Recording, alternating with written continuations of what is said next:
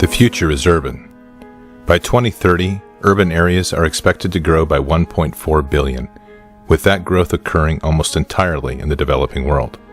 Cities will account for 60% of the world's population and 70% of the world's GDP.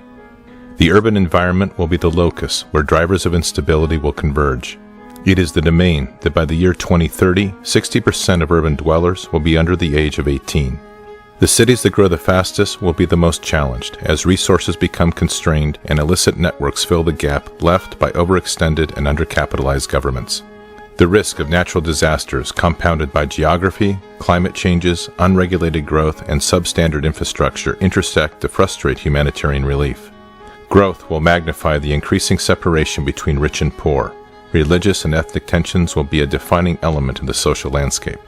Stagnation will coexist with unprecedented development as impoverishment, slums, and shantytowns rapidly expand alongside modern high-rises, technological advances, and ever-increasing levels of prosperity. This is the world of our future. It is one we are not prepared to effectively operate within, and it is unavoidable. Megacities are complex systems where people and structures are compressed together in ways that defy both our understanding of city planning and military doctrine. It is an ecosystem that demands a highly agile and adaptive force to successfully operate within.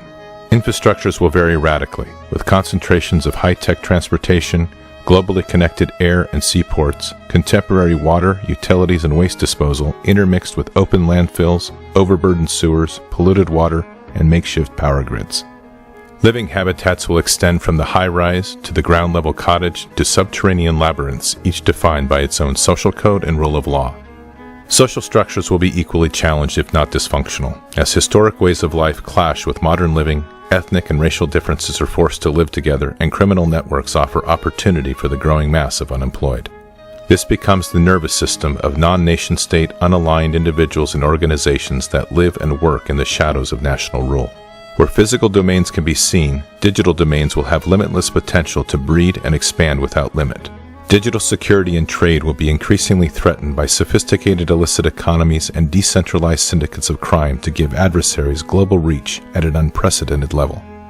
This will add to the complexities of human targeting, as a proportionally smaller number of adversaries intermingle with a larger and increasing number of citizens. The scale and density of these domains is daunting. In a city of 10 million, where you hold the support of 99% of the population, the remaining 1% represents a threat of 100,000. It is an environment of convergence, hidden amongst the enormous scale and complexity of the megacity. These are the future breeding grounds, incubators, and launching pads for adversaries and hybrid threats. Linked globally, these are man-made labyrinths that provide refuge and movement across the vast sections of these cities where alternate forms of governance have taken control. The advice of doctrine, from Sun Tzu to current field manuals, has provided two fundamental options.